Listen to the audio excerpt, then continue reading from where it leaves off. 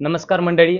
सांगोल्याची ही जी काही निवडणूक होती ही खरं तर ऐतिहासिक होती. नगरपालिकेच्या निवडणुकीची जी पार्श्वभूमी होती खरं तर अगदी गुंतागुंतीची आपल्याला या ठिकाणी पाहायला मिळाली आणि अगदी मोठा यश जे आहे किंवा मोठं यश आपल्याला म्हणावं लागेल अशा पद्धतीचे यश अगदी बापूंनी खेचून या सांगोला शहराच्या विकासासाठी आणलेलं आहे. आणि याच अनुषंगाने बापू खरं तर आज जे काही यश तुम्ही प्राप्त केलेलं आहे याबद्दल तुमच्या भावना काय आहेत प्रथमतः सांगा.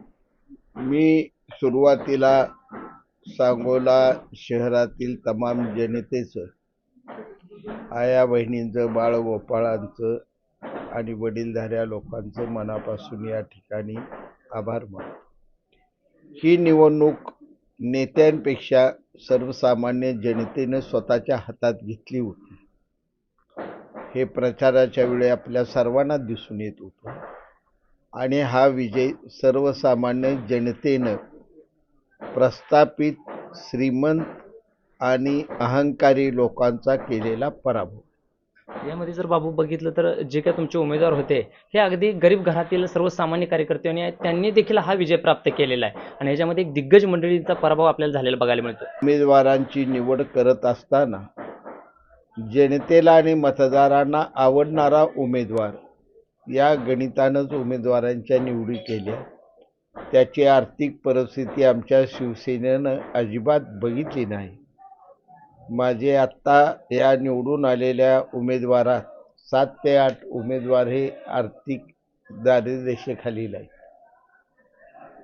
आणि अशा लोकांना जनतेने विजयी केल्याबद्दल या सांगोला तालुक्याविषयी मला प्रचंड आज अभिमान वाटतोय की माझ्या मतदारांनी आमच्या सांगोला गावानं स्वाभिमान आपला जिवंत ठेवला.